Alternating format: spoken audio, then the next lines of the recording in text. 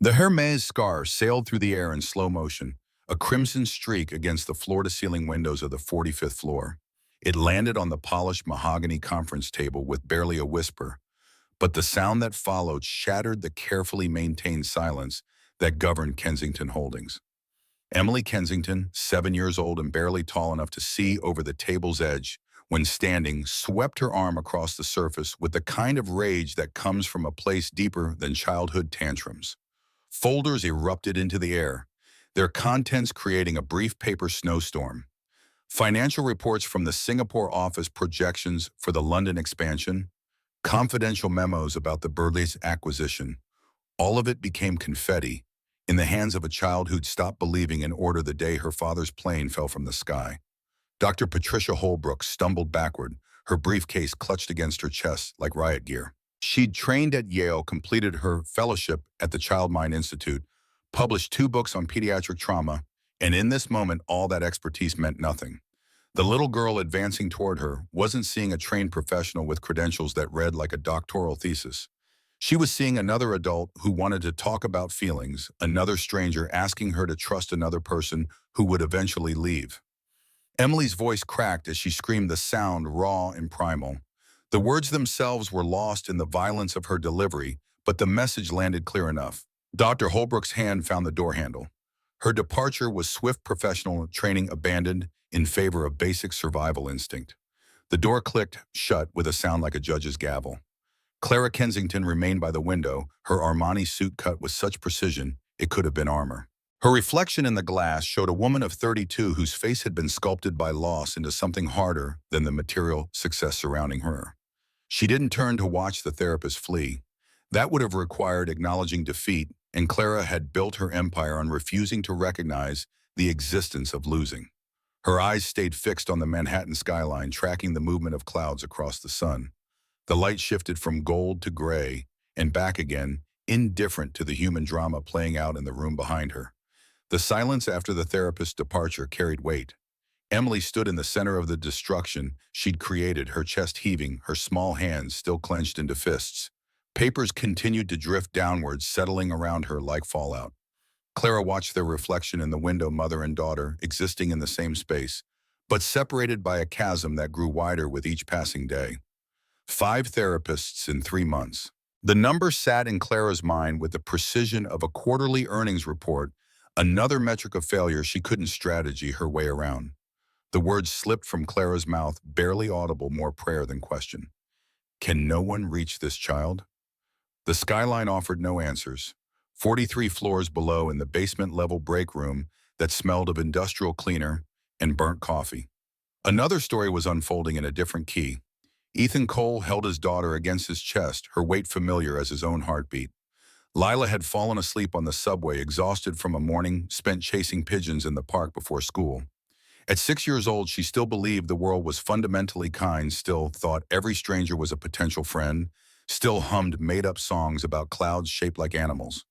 Her hair smelled like the strawberry shampoo they bought in bulk from the corner store, the cheap kind that came in bottles the size of her torso. He'd learned to braid it in the dark during those first impossible months after Sarah died, his hands moving through the motions while his mind screamed with grief. The lullaby emerged without conscious thought, muscle memory, overriding the exhaustion that had settled into his bones after a decade of early shifts and late nights. Sarah had sung this melody to her own swollen belly during the final weeks of pregnancy, when even breathing required concentration and every movement was calculated risk. She'd made up nonsense words about stars and ocean waves and promises that everything would be gentle for this new life they'd created. Ethan hummed the tune now, wordless, letting the notes carry the love he couldn't speak. His voice drifted through the ventilation system that connected every floor of Kensington Holdings, climbing through ducts and grates, reaching spaces the engineers who designed the building never imagined mattered. 43 floors up in the wreckage of her tantrum, Emily's head lifted. The change was subtle, a shift in the angle of her spine, a release of tension in her shoulders. Her tears stopped midstream, salt tracks still wet on her cheeks, but no new drops falling. The sound reaching her through the air vent was distant, distorted by the journey through metal and insulation, but it carried something the expensive therapists, with their carefully modulated voices never had. It carried the kind of gentleness that comes from someone who understands that pain doesn't respond to technique or credentials, only to the willingness to sit with another person in the dark and keep breathing. For the first time in months, something penetrated the wall Emily had built around herself, brick by brick, grief by grief. She moved toward the vent, small hands pressed against the metal grate, trying to get closer to the source of the sound. The melody wound through her rib cage, found the place where her own sorrow lived, and didn't try to fix it or explain it away. It just existed alongside her company in the loneliness. Clara saw none of this. She was already moving toward her office, heels clicking against marble, in a rhythm that spoke of control, regained, crisis managed, next item on the agenda. Behind her, Emily remained crouched by the vent, listening to a stranger's lullaby, experiencing something that would change the trajectory of her life, and her mother's, though neither of them knew it yet. The sun broke through the clouds outside, flooding the conference room with light that made the scattered papers glow like promise. Ethan's mornings began at 4:30 when most of the city still slept, and the darkness felt like privacy. The alarm on his phone played a soft chime he'd recorded himself years ago, back when he understood the science of sound waves and frequency response, when he could look at a waveform on a screen and hear the music before the speakers played it.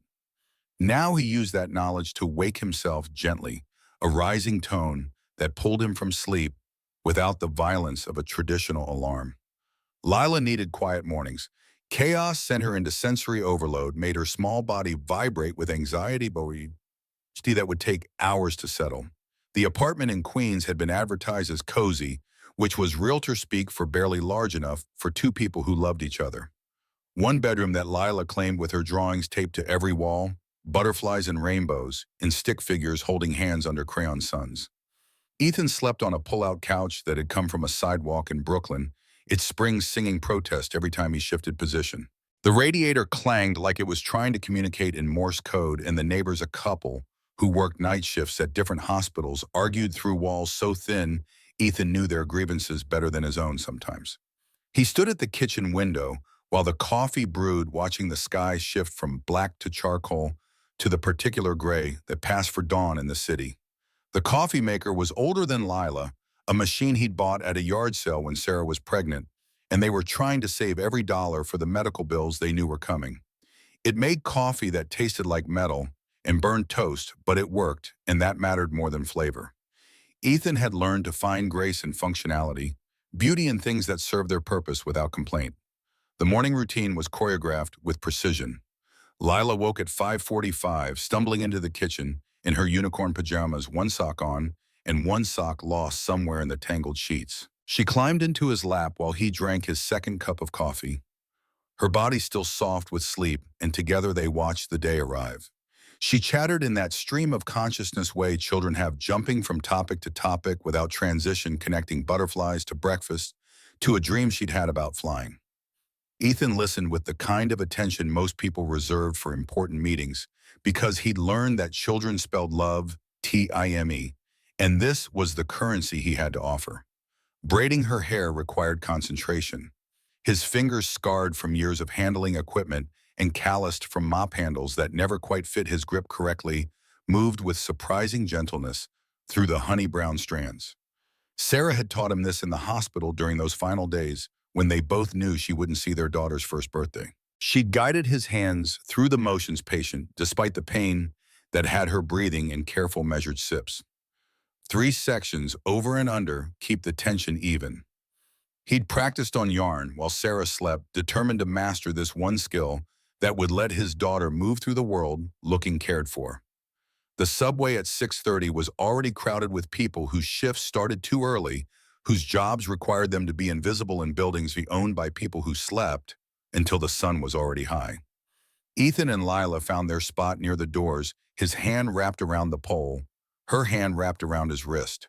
She pressed against his leg, watching the other passengers with open curiosity that hadn't yet been trained into the blank-faced indifference adults wore like uniforms. He hummed quietly fragments of melodies that had been hits a decade ago when he'd worked in studios with soundboards that cost more than most cars, when artists whose names still topped charts had asked his opinion on reverb and compression. Sound engineering had been his calling, not just his career. He understood music the way some people understood mathematics, could hear the architecture of a song, knew instinctively where a frequency was muddying the mix, or where a vocal needed space to breathe. He'd worked sessions that ran 48 hours straight, surviving on coffee and the high of creating something that would outlive everyone in the room.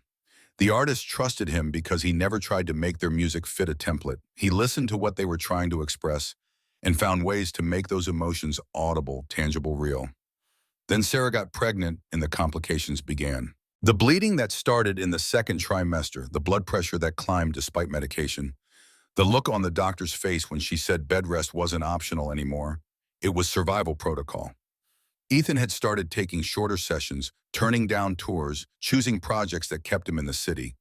The money got tighter, but Lila was coming, and nothing mattered more than being there, being present, being ready. The emergency happened on a Tuesday afternoon when he was mixing a track for an indie artist who was about to sign with a major label. Sarah called from the hospital, her voice tight with controlled terror. He ran out mid-session, left the artist and the engineer and the producer staring at each other in confusion, made it to the hospital in time to hear the doctor present the choice that wasn't really a choice at all. The baby's heart rate was dropping. Sarah was hemorrhaging internally. They could try to save both, but would likely lose both, or they could make a decision now. Sarah had already made it. The note she pressed into the nurse's hand was written in handwriting that trembled with pain and certainty. Save our daughter. Her name is Lila. Tell her I'm in every song she'll ever hear. The sound of the machines flatlining was the last piece of music Ethan mixed with full attention. He'd memorized every frequency, every harmonic, the way the room's acoustics shaped that awful sustained tone. It lived in his head, still surfacing at unexpected moments, a constant reminder of the price his daughter's life had cost. He woke up to Lila's cries for a year straight, bottles and diapers, and a grief so complete it felt like drowning in slow motion. The studio called with offers. He turned them down. His reputation would survive. A hiatus, they said. Take time, they said. Come back when he was ready. He never went back. By the time Lila was sleeping through the night and smiling at his terrible jokes, by the time he'd learned to cook something beyond microwave disasters, by the time he emerged from the fog of new fatherhood, enough to think about work, his contacts had moved on. The industry had evolved. New engineers with new techniques had taken the sessions he used to book months in advance. His name, which had once opened doors, was now just another entry in credits of songs that played on throwback playlists. The janitorial position at Kensington Holdings came through a temp agency that specialized in placing people who were overqualified and desperate. The pay was enough to cover rent and food with a thin margin for emergencies. The hours aligned with Lila's school schedule. The health insurance was mediocre but existent. Ethan took it without negotiating, grateful for the chance to be employed rather than the identity of the employment. He dropped Lila at public school 142, 3 blocks from his work, watching her run toward the entrance with her butterfly backpack bouncing against her shoulders. She turned at the door, waved with her whole arm, the gesture so full of joy it hurt. He waved back, throat tight with the knowledge that she was happy, thriving, growing up with security he'd built from the wreckage of their loss. That was enough. It had to be enough. The lobby of Kensington Holdings was a cathedral of wealth marble and steel and glass arranged in proportions designed to make visitors feel small. Ethan entered through the service entrance, a nondescript door between the loading dock and the parking garage, and descended to the basement where the real infrastructure of the building lived. Maintenance staff, custodial crews, security personnel who monitored the cameras, all the people who made the visible world function smoothly, existed in spaces the executives never saw.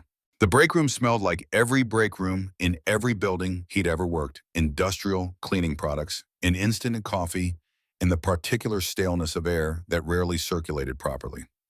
His cart was waiting where he'd left it the night before, supplies neatly organized in the order he'd need them. Ethan pushed it toward the service elevator, nodding to the overnight security guard who was finishing his shift. The rhythm of the work was meditative, floor by floor, room by room, removing the evidence of human occupation so the next day could begin with the illusion of pristine perfection. He emptied trash bins full of coffee cups and printed emails and the remains of working lunches. He mopped floors that cost more per square foot than his monthly rent. He wiped down conference tables where decisions that affected thousands of lives were made by people who never noticed the man who cleaned up after them. Invisibility was a superpower he'd learned to wield. He could move through spaces, observe without being observed, listen to conversations that happened around him as if he were furniture. Executives complained about their marriages in elevators. Paralegals gossiped about office affairs in restrooms. Interns cried in stairwells about the pressure and the fear of failure. Ethan heard it all, collected the stories without judgment, understanding that everyone was fighting battles that remained invisible to those around them. The building had its own rhythm, its own music. The hum of HVAC systems, the click of heels on marble, the ping of elevator arrivals, the rustle of papers, the murmur of voices conducting business in languages he sometimes recognized and sometimes didn't. Late at night, when most of the staff had gone home and only the truly dedicated or truly desperate remained, he heard other sounds. Piano music from somewhere in the upper floors. Hesitant notes repeated until they smoothed into melody scales practiced with the determination of someone learning. He'd pause sometimes, mop in hand, and close his eyes. Let the sound wash over him, remember what it felt like to work with music as his medium, when his job was to make beautiful things more beautiful, when his contribution mattered in ways that outlasted the moment. The ache of that loss never fully faded, but it had worn smooth over time, become bearable, a stone he carried in his pocket that reminded him of who he used to be. Clara Kensington's mornings began in the silence of the penthouse she'd bought the month after Daniel died. The real estate agent had called it a sanctuary, floor-to-ceiling windows overlooking Central Park, smart home technology that anticipated needs before they were articulated, finishes selected by an interior designer whose waiting list was measured in years. Clara had paid cash, moved in within a week, and discovered that luxury couldn't fill the emptiness that had taken up residence in her chest. 5 o'clock came with the precision of automation, her phone alarm, a gentle chime that could have been a meditation bell in another life. She silenced it with muscle memory and sat up in bed, feet finding the heated floor, body moving through the routine that structured her days. The treadmill in her private gym faced more windows, more city, more evidence of the empire her family had built and she'd been groomed to inherit. 4 miles at a pace calculated by her trainer to maximize cardiovascular benefit without overtraining. She ran with her mind already engaged in the day ahead, reviewing the talking points for the board meeting, the details of the Tokyo acquisition, the numbers that would either prove her worth or expose her inadequacy. The shower was rainfall temperature controlled to the degree, water pressure calibrated for optimal muscle recovery. Clara stood under it longer than necessary, waiting for the sensation of cleanliness that never quite arrived. No amount of expensive soap washed away the bone-deep exhaustion that had become her baseline. She was 32 but felt ancient, her body maintained through discipline and her face preserved through strategic intervention. The dermatologist said she had excellent bone structure, that she'd age gracefully if she maintained the current regimen. Clara looked at her reflection in the steam-free mirror and saw a stranger wearing her features, someone who'd traded humanity for achievement and was only beginning to understand the terms of that exchange. By 7, she was at her desk on the 45th floor, the city sprawling beneath her in all directions. Reports were waiting in neat stacks organized by her assistant with color-coded tabs that indicated priority. Clara reviewed them with the focus of a general planning campaigns, marking margins with notes that would become directives, signing documents that moved millions of dollars with the stroke of a pen.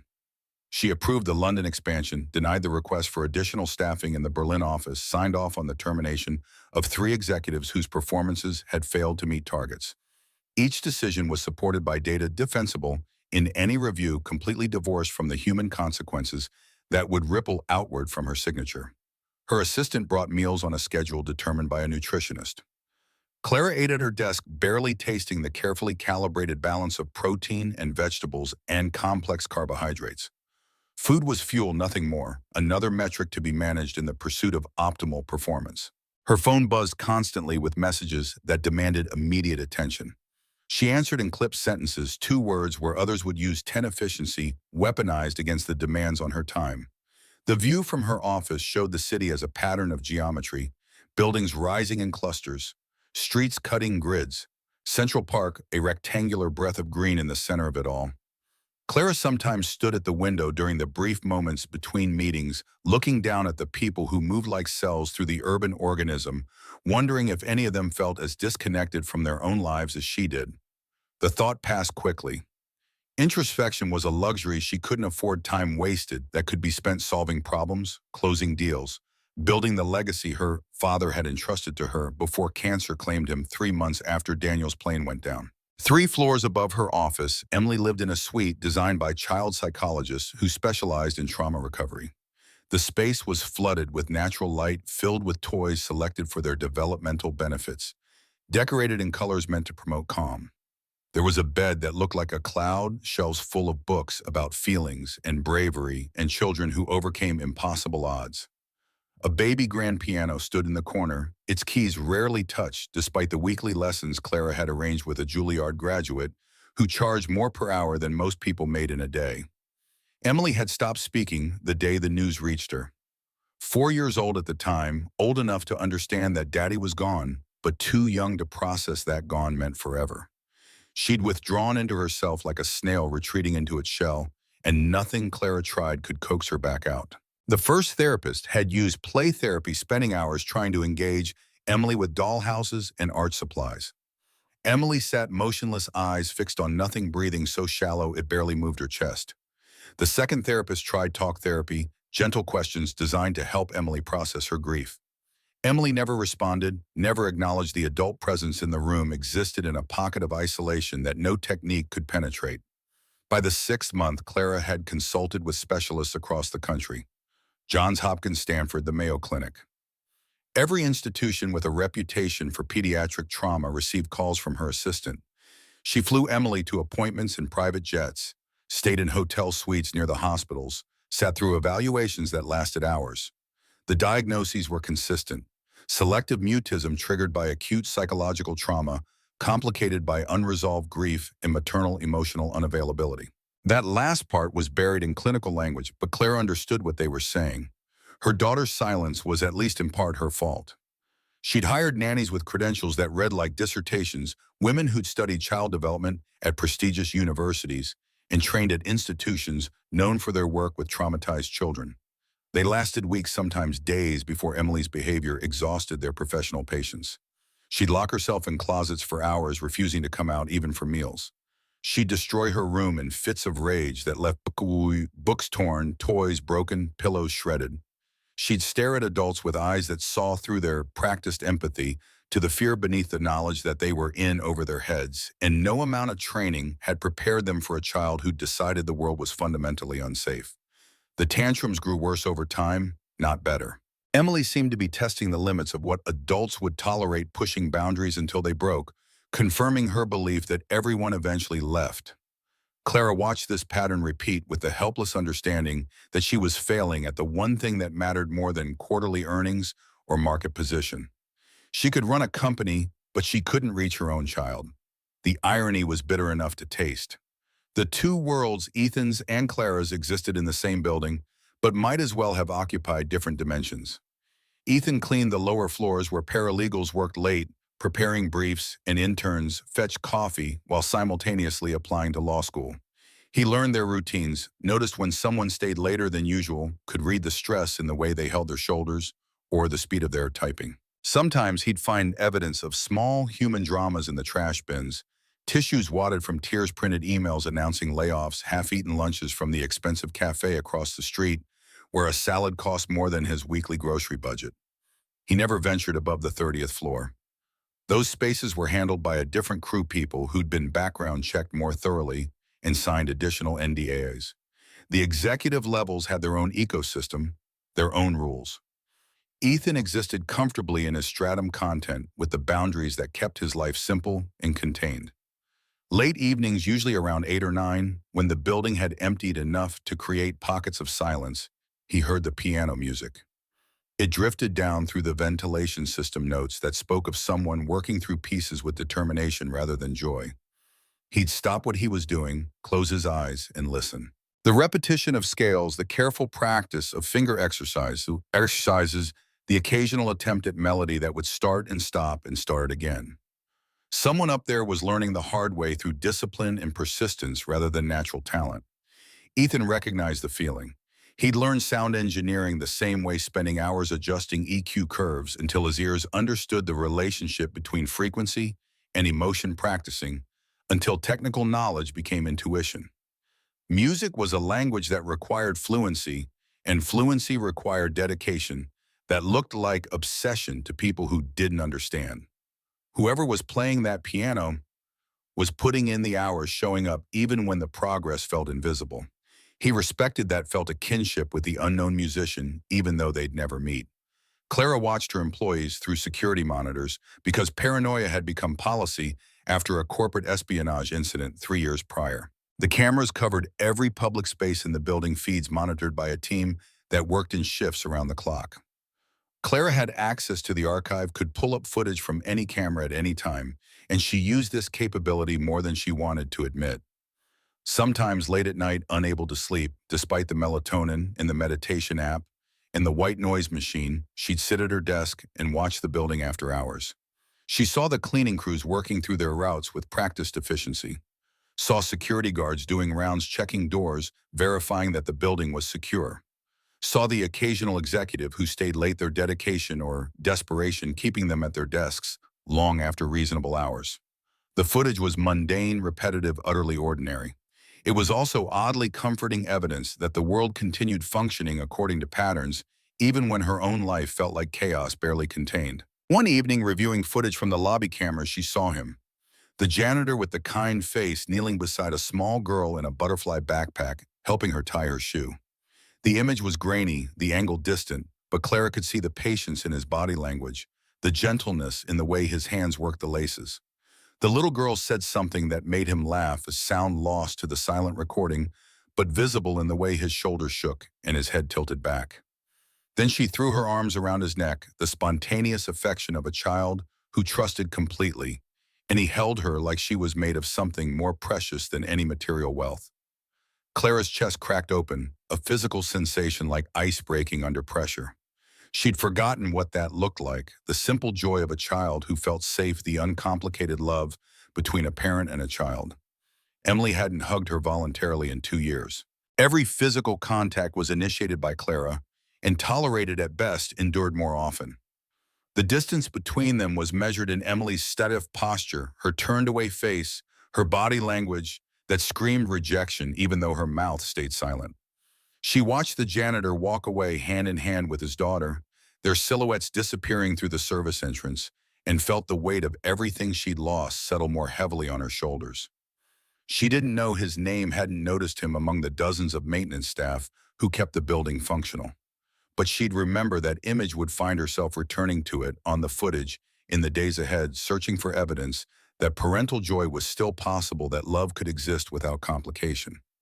The afternoon that changed everything began like all the others, with Emily refusing to cooperate with the structure Clara had built around her daughter's days. The private tutor arrived at 2 o'clock for the daily academic session, carrying materials designed for gifted children, prepared to work on mathematics and literature and science in ways that accommodated Emily's silence. Emily met her at the door of the suite, looked her directly in the eyes, and slapped the textbooks from her hands. The woman flinched backward, training deserting her in the face of unexpected violence. The nanny, this one was named Margaret, a British woman in her 50s with 30 years of experience and references from families whose names appeared in Forbes, tried to intervene. She used the calm voice recommended by the behavioral specialists, the approach that was supposed to de-escalate conflict through gentle redirection. Emily turned that rage on her, screaming, in a voice that carried despite the soundproofing words that had been locked away for months, spilling out in a torrent of fury. The lunch Clara had carefully selected based on nutritional guidelines and Emily's known preferences hit the wall with enough force to leave a stain. Margaret quit on the spot, her professional composure finally shattered after 3 weeks of trying and failing to connect with a child who actively resisted connection. Clara was in Tokyo via video conference, sitting in her office at 3 a.m. New York time to accommodate the time difference, negotiating the terms of an acquisition that would expand Kensington Holdings into the Asian market. The head of security called her personal line, the one reserved for emergencies that required her immediate attention. Emily had escaped her suite again. They were searching the building, The vice grip of panic that seized Clara's chest was familiar, a regular visitor during Emily's escape attempts. Her daughter had managed to override the electronic locks 3 times in the past 2 months, had learned to time her escapes to coincide with shift changes when security was momentarily distracted. They'd found her in a supply closet on the 18th floor, once curled around a mop bucket, sleeping with the exhaustion of someone who'd run until they couldn't run anymore. Another time she'd made it to the parking garage, been discovered sitting in a Mercedes that belonged to a senior VP pretending to drive. Clara excused herself from the video conference with the Tokyo executives, her reputation for ruthless focus cracking under the weight of maternal fear. She took the stairs instead of waiting for the elevator, her heels echoing in the concrete shaft, her breathing harsh in the enclosed space. 40 minutes passed before security located Emily, each minute stretching into hours of imagination, every possible disaster playing out in Clara's mind. The janitor's break room on the 12th floor was not a place Clara had ever visited, barely a place she'd known existed. It was a narrow space between the elevator shaft and a utility closet furnished with a folding table, 3 mismatched chairs, a microwave that probably predated the building's renovations, and a coffee maker held together with what looked like electrical tape. Emily had burst through the door like a small tornado in a designer dress that cost more than most people's monthly salary, grabbed a mop like it was a sword, her eyes wild with the kind of energy that came from equal parts rage and desperation. Ethan had been reorganizing cleaning supplies, placing bottles in alphabetical order because systems prevented chaos, and chaos was dangerous when you were raising a child alone. The door slammed open, and suddenly there was this tiny person, all fury and fear, wielding his mop, with the determination of someone who'd decided to fight rather than flee. He looked at her, really looked, seeing past the expensive dress and the obvious signs of privilege to the pain underneath. He'd seen that expression on Lila's face during the first year after Sarah died, when his daughter would wake screaming from nightmares and take hours to calm, when she'd lash out at anything that felt like comfort, because comfort was a lie, and the world would take away everyone you loved. His voice came out steady, conversational, not talking down to her, but not treating her like a bomb about to detonate either. "You want to help me clean?" Simple words and offer without pressure, space for her to choose. Emily stopped mid-swing, the mop still raised, her small body vibrating with adrenaline.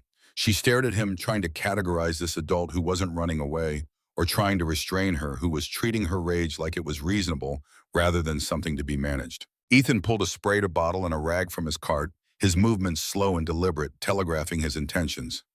"This is the secret technique. You spray 3 times, no more, no less, then you wipe in circles counterclockwise. Very important. The clockwise way doesn't work nearly as well." The absurdity of it penetrated Emily's fury. She lowered the mop slowly, her breathing still rapid but no longer desperate. He offered her the rag, holding it by the corner, giving her the choice to take it or refuse. She took it with tentative fingers, then grabbed the spray bottle with more confidence. She sprayed exactly 3 times, counted out loud, without realizing she was breaking her silence, then wiped in careful counterclockwise circles. The table they were cleaning wasn't particularly dirty, but that didn't matter.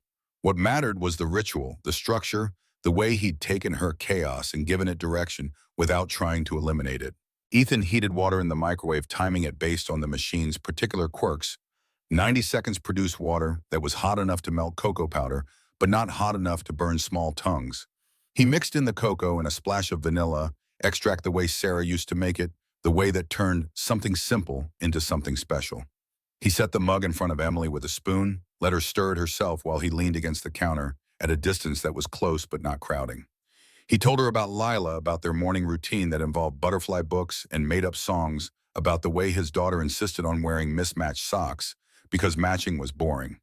He talked to Emily the way he'd talk to any person, without the careful modulation adults used when they were trying to be therapeutic, without the undertone of pity that children recognize instantly.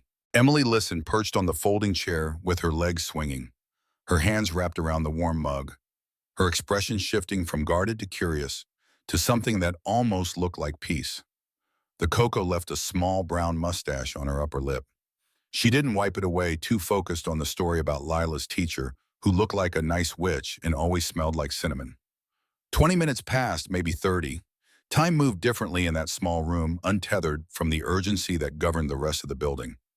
Emily leaned against Ethan's shoulder, a gesture so natural it seemed to surprise them both. She told him about the piano piece she'd been practicing, the one with the scales that her fingers couldn't quite reach, yet the one that was supposed to get easier but still felt impossible.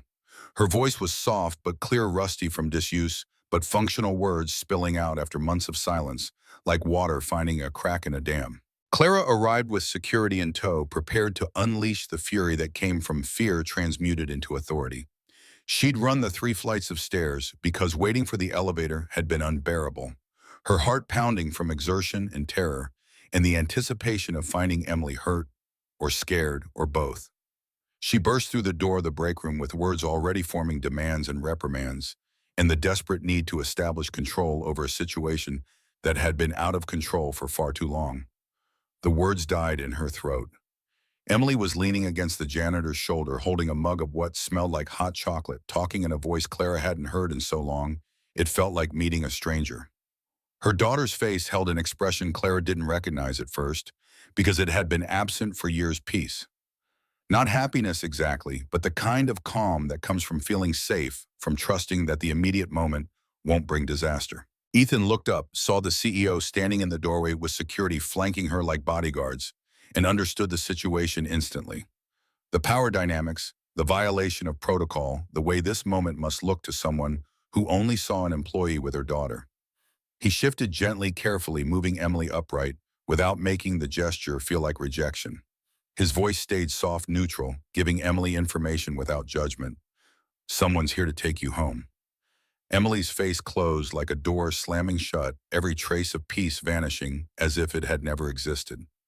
The wall came back up, her body tensing her hands, releasing the mug with a kind of resignation that hurt to witness. She stood slowly, her eyes on the floor, transformed back into the silent, angry child who lived behind barriers no one could cross. Clara felt the familiar knife of failure twist in her gut, a sensation so routine it had become almost comfortable. But something had changed, something fundamental. Emily looked back at Ethan as Clara led her away, her small hand engulfed in her mother's grip. That look communicated everything this stranger had given her, something in 20 minutes, that all the money and expertise and desperate love in the world hadn't provided. And now it was being taken away, adding one more loss to a list that was already too long. The walk to the elevator was silent, Emily's feet dragging Clara's chest tight with too many emotions to name. Security dispersed once it was clear the situation was contained, leaving mother and daughter alone in the hallway. Clara wanted to ask what had happened in that break room, wanted to demand explanations and protocols and assurances that this wouldn't become another crisis to manage. But Emily's slumped shoulders and the way she wouldn't meet Clara's eyes silenced those questions. Sometimes the cost of getting what you wanted was losing something you hadn't known you needed.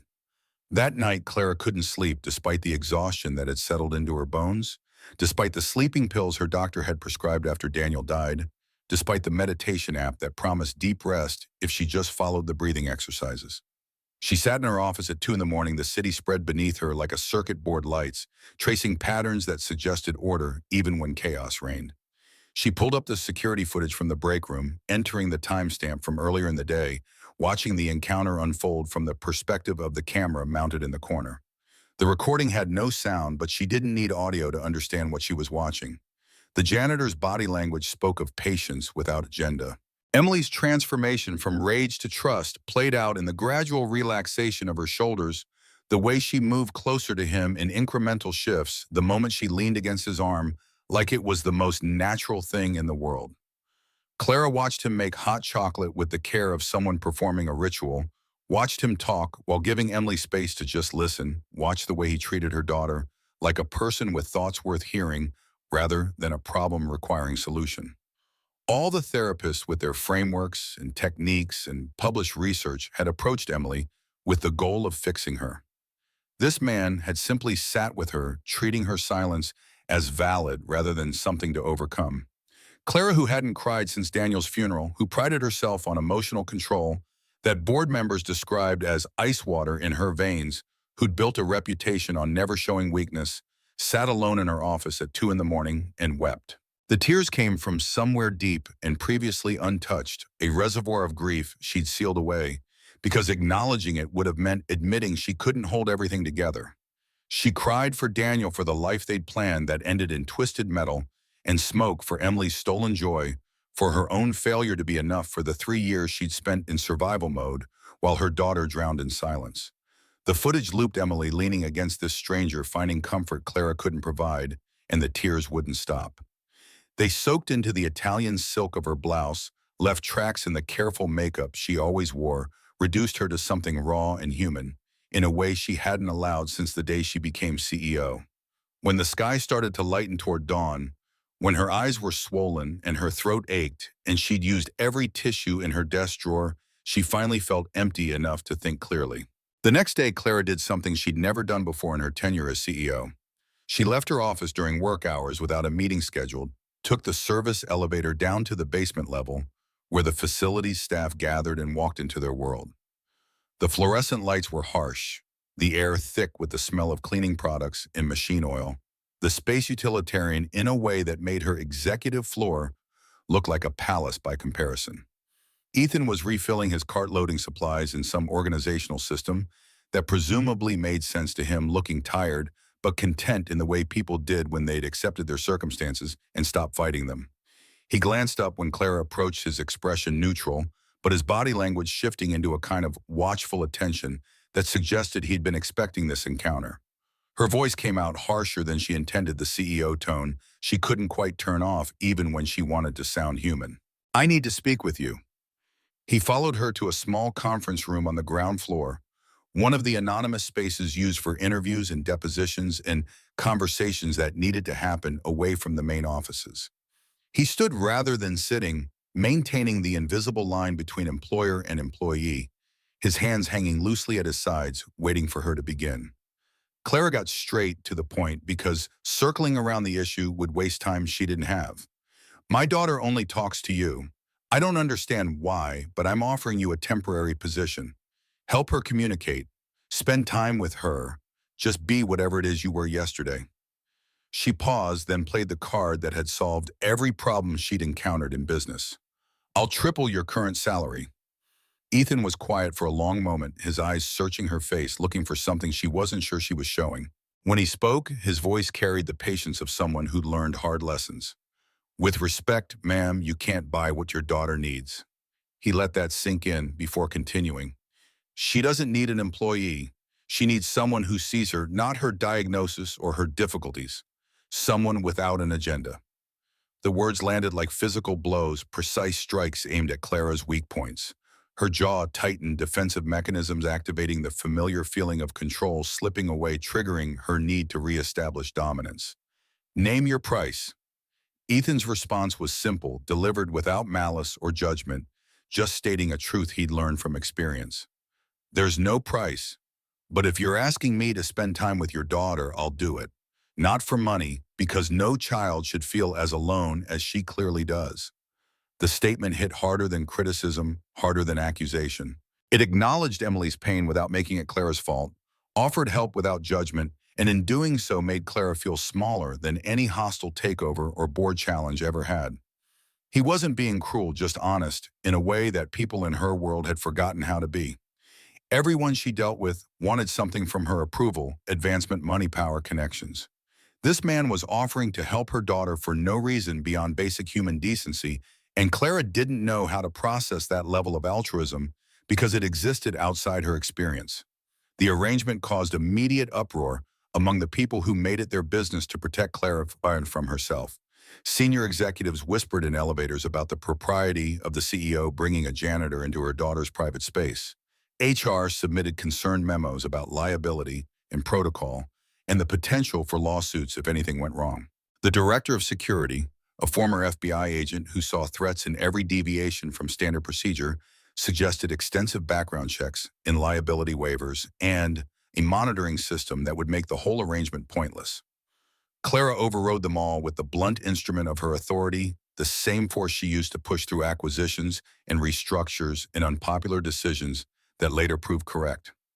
She was the CEO, the primary shareholder, the person Daniel had entrusted with protecting their daughter when he couldn't do it himself. If she wanted to hire the janitor as an unconventional therapist, that was her decision to make and no one else's to question. Ethan started coming to Emily's suite after his shift ended, arriving around 6:30, with the smell of industrial cleaner still clinging to his work clothes, carrying nothing but the patience he'd learned from single fatherhood. No structured lessons, no therapy techniques, no agenda beyond showing up and being present. He taught her to water the plants on the terrace, explaining how roots needed both water and air to breathe, how you could drown something by loving it too much, how sometimes the best thing you could do was give space and trust the natural process. He showed her how to organize her books by color, turning the chaos of her shelves into rainbow order, making a game of finding spines that matched. They worked in companionable silence, sometimes Emily moving between piles with focus that had been absent from her other activities, Ethan offering gentle guidance when she seemed stuck, but never taking over the task. When they finished, the bookshelf looked like a pride flag, vibrant and orderly, and somehow more cheerful than the expensive interior designer's original arrangement. He brought his guitar, hadn't played in years, but for this he made an exception and taught Emily simple chords. Her fingers were small, struggling to press the strings down, with enough force to create clean notes, but she kept trying with determination that reminded him of the unknown pianist practicing scales late at night. He showed her how to hold her hand, how to use her thumb for leverage, how to accept that it would hurt at first, and eventually calluses would form, and the pain would fade. And he listened. When Emily talked about her father in fits and starts, words coming slow and heavy, Ethan didn't offer platitudes about heaven or time-healing wounds. He just nodded and said what he believed to be true. Missing someone never really stops, but it can become softer, like a stone in your pocket. You always know it's there, but it doesn't cut anymore. Emily understood that in a way she hadn't understood anything the therapist said. The stone metaphor made sense, gave her permission to carry her grief rather than trying to set it down, acknowledged that the pain was permanent but manageable. She asked if he carried a stone, and he said yes, one for his wife, and Emily asked if it still hurt. Sometimes he said, but mostly it just reminds me of what I had, and that's worth carrying. One afternoon, Clara came to collect Emily for their scheduled dinner, one of the few times each week when she blocked her calendar completely and devoted herself to the appearance of normal family life. She arrived at the suite and found Emily asleep on the couch, her head resting on Ethan's shoulder, his arm around her in a protective gesture that looked completely natural. He'd been reading to her from a book about constellations, the hardcover still open on his lap, his voice having finally lulled her into sleep after what had probably been a long day of holding herself together. He looked up when Clara entered, finger to his lips in the universal gesture for silence, and Clara stood frozen in the doorway. Her daughter was sleeping peacefully for the first time in months, maybe years.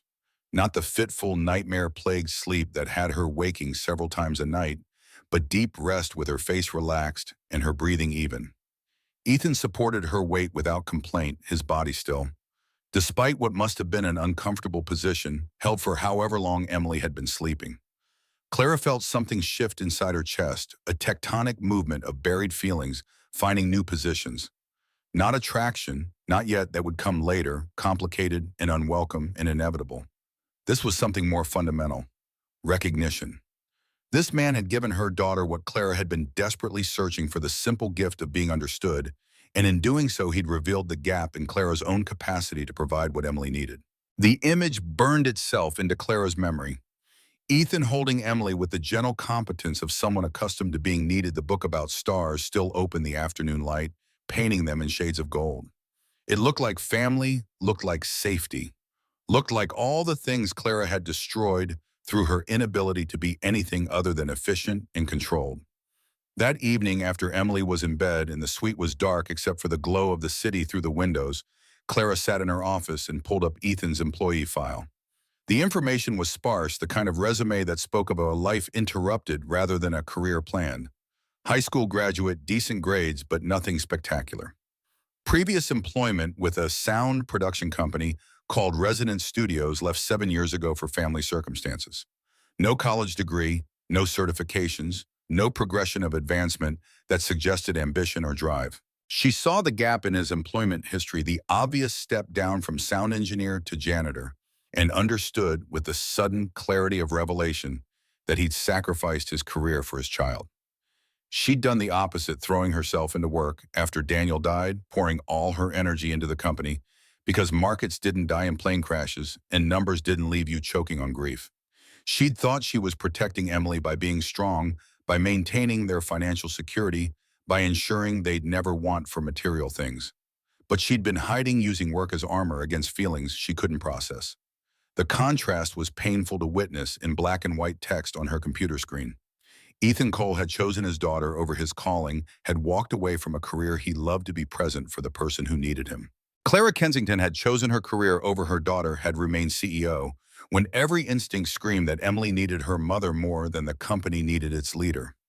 Neither choice was entirely right or entirely wrong, but seeing them side by side made Clara question everything she'd used to justify her decisions. She closed the employee file and opened her desk drawer, pulled out the bottle of whiskey she kept for closing deals, poured 2 fingers into a crystal glass. The burn was familiar, welcome a different kind of pain than the emotional variety. She stood at the window and looked down at the city, at the thousands of windows glowing with thousands of lives, and wondered how many other people were making impossible choices, sacrificing one thing to save another, living with the consequences of decisions that had seemed necessary at the time. Somewhere in that building, 43 floors below, Ethan was probably taking the subway back to Queens, riding with other exhausted workers whose shifts had ended, going home to a small apartment where his daughter waited to tell him about her day. He'd make dinner from whatever was cheap at the grocery store, listen to Lila with the attention Clara could never quite manage to give Emily, and fall asleep on a pull-out couch after reading bedtime stories. It was a small life by Clara's standards, a life constrained by financial limitations and single parenthood and the absence of the career he'd once pursued with passion. But it was also a full life, rich with connection and presence and the kind of daily intimacy that made a child feel seen. Clara had money and power and influence, lived in a penthouse that cost more than most people earned, in a lifetime controlled decisions that affected thousands of employees and millions of dollars. But she couldn't make her daughter smile, couldn't navigate the emotional terrain of grief and healing, couldn't bridge the gap between them that grew wider, despite all her resources. She finished the whiskey, set the glass down harder than intended, heard it crack but not shatter. The fracture ran through the crystal like a lightning bolt, frozen in time, beautiful in its way, evidence that even expensive things broke when handled with too much force. Clara traced the line with her finger and thought about all the ways she'd tried to force solutions, all the times she'd brought power to problems that required tenderness. Ethan was teaching her something without meaning to, showing her through his interactions with Emily that love couldn't be managed like a quarterly report or strategized like an acquisition. It required presence without agenda, patience without timeline, the willingness to sit with discomfort and trust that growth happened in its own time. These were lessons Claire had never learned, skills her education and career had actively trained out of her in favor of efficiency and decisive action. She picked up her phone, thought about texting her assistant to cancel tomorrow's meetings, thought about spending the day with Emily without checking email or taking calls. The impulse died before she could act on it, killed by the weight of responsibility and the fear that she'd already destroyed too much trust to rebuild. What would she even do with Emily for an entire day? What did other mothers do with their 7-year-olds? The question revealed the depth of her failure, the gap in knowledge that should have been automatic, but instead felt like navigating foreign territory without a map. The glass with its cracks sat on her desk, still functional, despite the damage still holding the shape of what it had been. Clara left it there, a reminder that broken things could still serve their purpose, that fractures didn't necessarily mean failure. Tomorrow she'd return to the office, handle the crises that arose with her characteristic efficiency, maintain the facade of control that everyone expected. But tonight, in the quiet hours before dawn, she allowed herself to feel the full weight of what she'd lost and what she might never be able to recover. Down in Queens, in an apartment where the radiator clanged and the walls were paper thin, Ethan Cole tucked his daughter into bed and kissed her forehead with the tenderness of someone who knew how fragile life was, how quickly everything could change. Lila mumbled something about butterflies and rainbows, already half asleep, trusting completely that tomorrow would come and her father would be there. He stood in the doorway, watching her breathe, feeling the familiar ache of love mixed with terror, knowing that every day he kept her safe was a small miracle built on sacrifice and stubbornness and faith that he was doing enough. The subway ride home had been quiet, just Ethan and a few other exhausted workers who understood that some things didn't require conversation. He thought about Emily, about the progress she was making, about the responsibility of being the person a traumatized child had decided to trust. It was heavier than he'd expected, this weight of being needed by someone else's daughter, while simultaneously trying to be enough for his own. But he couldn't walk away, not when Emily looked at him with eyes that asked without words if he'd be another person who left. He pulled out his guitar after Lila was asleep, sat on the pull-out couch that was still folded into furniture, and played the melody Sarah used to sing. His fingers found the chords by memory muscle, memory that survived the years of not playing, and he hummed the tune that had drifted through ventilation shafts to reach a little girl's ears. The notes filled the small apartment, competing with the sound of sirens outside and arguments through the walls, creating a pocket of peace in the middle of urban chaos. He thought about Clara Kensington, about the way she'd looked at him when he'd said she couldn't buy what her daughter needed, about the crack in her professional facade that revealed someone desperate and scared beneath the authority. She reminded him of Sarah in those final weeks, fighting for control over a situation that had already spun beyond control, terrified of admitting she couldn't save what she loved most.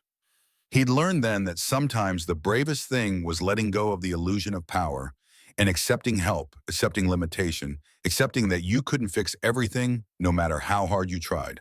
The guitar strings snapped suddenly, a sharp twang that startled him back to present awareness. The high E string corroded from years of disuse and the cheap strings he'd bought at a pawn shop. He should replace them all, invest in decent equipment if he was going to keep playing for Emily. But decent strings cost money that was budgeted elsewhere for Lila's school supplies and winter coat, and the thousand small expenses that added up to raising a child alone. Ethan set the guitar aside, added string replacement to the mental list of things he'd get to eventually, and unfolded the couch into its sleeping position. The mechanism protested with metallic squeals, springs singing their complaint, but it functioned. Everything in his life functioned, barely held together by resourcefulness and determination, and the stubborn refusal to let circumstances become an excuse for giving up. He lay down in the dark, listening to Lila's steady breathing from the bedroom, and felt the familiar mix of exhaustion and gratitude that came with another day survived, another night. His daughter slept safe. The stone in his pocket, metaphorical but no less real, shifted with familiar weight. Sarah's absence was a constant presence woven into everything he did, every choice he made. She would have loved Emily, would have known exactly how to reach a grieving child, because she'd understood that music was really just organized emotion. That connection happened through vulnerability, not strength. He carried her forward, the only way he knew how, by trying to embody the compassion she'd shown so naturally, by refusing to let grief make him hard when she'd been so soft. Sleep came eventually, the dreamless exhaustion of someone who'd learned to shut off their mind when necessary. Tomorrow would bring another early alarm, another routine of braiding hair and making breakfast, another subway ride to a building where he existed in spaces the executives never saw. But it would also bring another evening with Emily, another chance to help a child learn that trust was still possible, that adults could be reliable, that grief didn't have to be navigated alone. In her penthouse, Clara finally turned away from the window, left the cracked glass on her desk, and moved toward her bedroom with steps heavy with accumulated fatigue. She didn't undress, just lay down on top of the covers in her work clothes, staring at the ceiling, where shadows played patterns she couldn't interpret. Sleep would be elusive, haunted by images of her daughter's face closing off when Ethan said someone was there to take her home, by the sound of Emily's voice. After months of silence, by the recognition that she'd failed at the one thing that mattered more than anything else. The city hummed with its constant background noise, sirens, and traffic, and the collective sound of 8 million lives being lived simultaneously. Clara let it wash over her, found no comfort in the reminder that her suffering was just one thread in a vast tapestry of human experience. Her pain was specific, personal, earned through choices that had seemed right at the time but looked increasingly wrong with the benefit of hindsight. She thought about Daniel, really thought about him for the first time in months.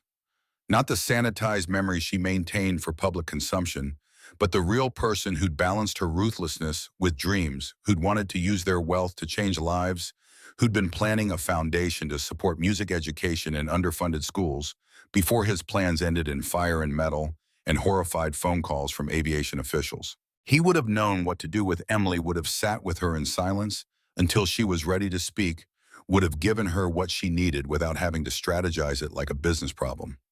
The guilt was crushing, familiar the weight she carried in her own pocket that never got lighter. She'd survived when Daniel didn't. She'd chosen to stay CEO when Emily needed her mother. She'd built empire instead of family, maintained control instead of allowing mess, and the cost was becoming too clear to ignore. Emily was healing because of a janitor who cleaned toilets and took the subway home, who had nothing but offered everything, while Clara, with all her resources, couldn't provide what her daughter desperately needed. Tomorrow she'd see Ethan in Emily's suite, watch him interact with her daughter, with the ease Clara had never achieved, feel the mix of gratitude and inadequacy, and something else she didn't want to name. Tomorrow she'd return to being CEO, making decisions that moved markets and changed lives, wielding power that made grown men nervous.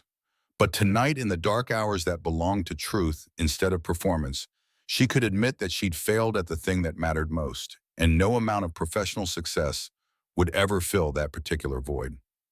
The building settled around her with creaks and groans, the sound of a structure adjusting to temperature changes, expanding and contracting in ways too subtle for most occupants to notice. Clara listened to it like a language, trying to find meaning in the random noises, trying to distract herself from the loop of thoughts that wouldn't let her rest. Somewhere in this same building, separated by floors and class and choices, Ethan had shown her what love looked like when it wasn't complicated by wealth or guilt or the need to perform perfection. And Clara, who'd spent her entire adult life believing she knew how the world worked, was learning that some lessons required humility she'd never been taught to access. The night stretched toward dawn, measured in the gradual shift of shadows and the slow evolution of city sounds, from nightlife to early morning traffic. Clara never quite slept, hovering in that space between waking and rest, where thoughts became dreams, became fears, became memories, all tangled together. When her alarm finally sounded at 5, she silenced it with relief, grateful for the permission to stop pretending sleep was possible and returned to the role where she knew the rules and could maintain control. But something had changed in that long night of forced introspection. Some small shift in her foundation, hairline crack in the armor she'd built around herself. She couldn't name it yet, didn't fully understand it, but she felt it like a stone in her own pocket, constant weight reminding her that the path she'd chosen wasn't the only path available, that change was still possible, even when it felt impossible, that surrender wasn't the same as defeat. She rose with the practiced efficiency of routine, started at the coffee maker, stood at the window watching the city wake up. But for the first time in 3 years, she allowed herself to imagine a different future, one where she wasn't defined solely by quarterly reports and market position, where her daughter's voice filled rooms instead of silence, where she learned from a janitor how to be human again. It was a small seed of possibility, easily crushed, fragile as new growth. But it was there, planted in the darkness, waiting to see if it would be nurtured or abandoned. 2 weeks into the arrangement, Emily laughed at something Ethan said about his failed attempt to cook pancakes that had somehow turned into rubber frisbees. The sound stopped Clara mid-step in the hallway outside the suite. She stood frozen, hand on the doorframe, listening to her daughter's laughter ring through the space like music from an instrument she'd forgotten existed. When was the last time Emily had laughed? Clara couldn't remember, couldn't pinpoint a specific moment, and that absence of memory felt like indictment. She entered quietly, not wanting to break whatever spell had created this miracle. Ethan and Emily were sitting cross-legged on the floor, surrounded by sheets of paper covered in crayon drawings. Emily was illustrating a story. Ethan was telling something about a butterfly who was afraid of heights, and her small hands moved with focus that had been absent from every other activity the expensive therapist had attempted. Ethan glanced up, registered Clara's presence, but didn't change his tone or shift his attention from Emily. He continued the story, letting the narrative build towards some resolution that would make sense to a 7-year-old's understanding of courage. Emily added wings to her drawing, coloring them in careful strokes that stayed mostly within the lines. When Ethan finished, she held up her picture with pride that transformed her features into something Clara barely recognized: her daughter before the crash, before grief carved channels through her childhood. Clara's chest tightened with emotion she couldn't quite categorize. Gratitude, certainly. Relief that Emily was emerging from her shell. But underneath those surface feelings lived something more complicated, something that tasted like jealousy and shame mixed together. A stranger had accomplished what Clara couldn't. A man who cleaned toilets for minimum wage had reached her daughter in ways all her money and desperation had failed to achieve. That evening after Ethan left and Emily was preparing for bed, Clara sat on the edge of her daughter's mattress with the kind of careful proximity that characterized all their interactions. Emily didn't pull away, which felt like progress, but she didn't lean in either. The space between them measured the distance they'd traveled and the distance that remained. Clara's voice came out softer than her usual executive timbre. "I'm glad Mr. Cole is helping you. He seems very kind." Emily nodded, fingers picking at the edge of her blanket, not quite meeting Clara's eyes. Words formed slowly, testing whether it was safe to speak truth. "He listens different. Not like he's waiting for me to be done so he can fix me. He just listens." The observation cut deep because it was accurate. Clara had approached Emily's silence as a problem requiring solution, had hired experts to diagnose and treat, rather than simply being present with her daughter's pain. She'd applied her business acumen to parenting, strategized healing like it was a merger to be executed, and in doing so had missed the fundamental truth that Emily needed witness, not management. Clara wanted to say she'd listen that way too. Wanted to promise she'd be different, but the words felt hollow before they even formed. She'd already proven what kind of listener she was: efficient, solution-oriented, uncomfortable with the messy meandering that real emotion required. Changing that would require more than good intentions.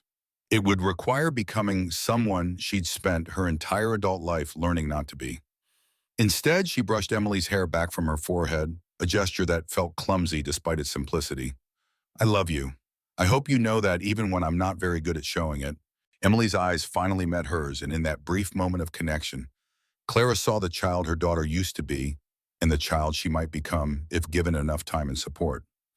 Then Emily's gaze slid away. The moment passed, but it had existed. That had to count for something. The whispers started small, the way poison usually does, subtle enough to ignore until the damage had already spread through the system. Clara first noticed them in the elevator conversations that stopped abruptly when she entered, executives exchanging glances that carried meaning she wasn't meant to interpret. She dismissed it initially as typical corporate paranoia, the kind of political maneuvering that accompanied any leadership position. But the pattern intensified. During the weekly board meeting, Marcus Harris asked pointed questions about her schedule, whether she was spending adequate time on strategic priorities, whether recent distractions might be affecting her judgment. The word distractions landed with emphasis that suggested he meant something specific. Clara shut him down with the force of her authority, but the seed had been planted, doubt introduced into spaces where her competence had previously gone unquestioned. Her assistant mentioned carefully, diplomatically, that certain board members had been asking questions about Emily's care arrangements, about whether it was appropriate for non-credentialed staff to have access to the CEO's child, about liability concerns and optics. Clara recognized the language of corporate coup disguised as concern for her well-being. Marcus was making his move, leveraging her vulnerability around Emily to undermine her position. She called him into her office the next morning, closed the door with enough force that the glass walls trembled in their frames. They stood on opposite sides of her desk, two apex predators assessing threat levels, years of suppressed rivalry crystallizing into open conflict. Marcus spoke first, his voice carrying the practiced reasonableness of someone who'd rehearsed this confrontation. "The board is concerned, Clara. You're spending significant time on personal matters while the Tokyo acquisition requires your full attention. People are starting to question your priorities." Clara's response came with surgical precision. "My priorities are none of your concern. My performance speaks for itself. Revenue is up 37% since I took over. We've expanded into 3 new markets. Every metric that matters shows this company thriving under my leadership." He leaned forward slightly, dropping the reasonable facade. "But for how long you're letting a janitor spend unsupervised time with your daughter? You're making decisions based on emotion rather than logic." The Clara Kensington I knew wouldn't compromise company reputation for personal convenience. The implication hung between them, that she was becoming weak, that motherhood had softened her edge, that her judgment was compromised by feelings rather than grounded in the ruthless calculation that had made her CEO. It was a narrative designed to resonate with the old guard on the boardmen who'd always been slightly uncomfortable with a woman in the top position who'd voted for her because her father had groomed her, but who'd never fully accepted that she belonged there. Clara's voice dropped to the register she used for threats rather than warnings. "If you're planning to challenge my position, Marcus, have the courage to do it directly rather than whispering poison in board members' ears. But understand, I've built relationships you can't touch, deliver results you can't match, and I will destroy any attempt to undermine me. He smiled, the expression never reaching his eyes. I'm not challenging you, Clara. I'm trying to protect you from yourself. Emily needs stability. You need to focus. Letting this janitor become so involved with your family is a distraction that benefits no one. The meeting ended without resolution, both of them understanding that battle lines had been drawn, and the real fight would happen in boardrooms, in private conversations, through whisper campaigns and strategic alliances. Clara watched him leave his confident stride, suggesting he believed he had leverage she didn't. He was wrong, but explaining why would require revealing vulnerabilities she'd never shown to anyone at Kensington Holdings. That evening, Ethan arrived at Emily's suite to find Clara still there, pacing near the windows, with tension visible in every line of her body. Emily was at her piano picking out notes from the piece she'd been practicing, absorbed enough not to notice the adult stress filling the room. Ethan set down his bag, took in Clara's expression, and understood that something had shifted in the delicate balance they'd established. Clara's voice was tight, controlled, but the emotion underneath leaked through despite her best efforts. There are people who think this arrangement is inappropriate, who believe you're a distraction from more important priorities. She paused, struggling with the admission. They might be right. Ethan absorbed this information without visible reaction, his expression neutral in the way of people who'd learned not to show fear to those with power over their employment. You want me to stop coming? It wasn't a question, but Clara answered anyway. She stopped, rephrased. I need to protect Emily from becoming collateral damage in board politics. If spending time with you makes her a target for people trying to undermine me, then maybe we need to reconsider. Emily's hands stilled on the piano keys, her small body tensing with the awareness that adult conversations about her life were happening in her presence. She'd learned to recognize the warning signs, the tones that preceded abandonment, disguised as necessary change. Ethan crossed to the piano, sat beside Emily on the bench, his presence solid and reassuring. His voice was gentle but clear enough for Clara to hear. Sometimes people get scared of things they don't understand. It makes them want to stop those things rather than trying to understand them better. But that doesn't mean the thing they're scared of is bad. Emily turned to look at him, searching his face for reassurance that this wasn't another goodbye disguised as explanation. Are you leaving? The directness of children cut through adult equivocation like surgical instruments through tissue. Ethan glanced at Clara, saw the conflict playing out in her features, then returned his attention to Emily. That's not my choice to make, but I promise I won't leave without saying goodbye properly. No one is going to disappear on you the way your father did. The words hit Clara like accusation, even though Ethan's tone carried no judgment. Emily's trauma stemmed from sudden loss from Daniel leaving for London and never returning, from learning that the world was unpredictable and people you loved could vanish without warning. Every therapist Clara had fired, every nanny who quit, every failed attempt at connection reinforced that core wound. And now Clara was considering doing it again, removing Ethan from Emily's life because board politics made her nervous. She sat down heavily on the couch, her usual perfect posture collapsing into something more human. I don't know what the right answer is. I've spent my entire career making impossible decisions, choosing between bad options and worse ones. But this, she gestured helplessly at Emily and Ethan, together at the piano. This matters more than anything else I've ever decided, and I'm terrified of choosing wrong. Ethan's response came after a long pause, words selected with the care of someone who understood their weight. Fear is just energy with nowhere to go. You need to give it a path. He'd said this before the night of Emily's panic attack, but now he turned it toward Clara. What are you more afraid of, people talking about you or Emily going back to how she was before? The question reframed everything, stripped away the corporate politics and social judgment to reveal the fundamental choice underneath. Clara could protect her reputation, maintain her image as the unshakable CEO who never let personal matters interfere with professional responsibilities. Or she could protect her daughter, accept the criticism and speculation, and trust that Emily's healing mattered more than board approval. She met Ethan's eyes, saw the challenge there, the invitation to choose courage over comfort. Stay, please. I'll handle Marcus and the board. Emily needs you. The storm that had been building all afternoon finally broke just after 8 o'clock. The Weather Service had issued warnings about severe thunderstorms, but Manhattan got those warnings regularly, and mostly they meant heavy rain that snarled traffic and made umbrellas useless against sideways wind. Clara had dismissed the alerts focused on preparing for tomorrow's emergency board meeting where she'd have to defend her decision to maintain Ethan's arrangement with Emily. The first crack of thunder shook the building with enough force to rattle windows.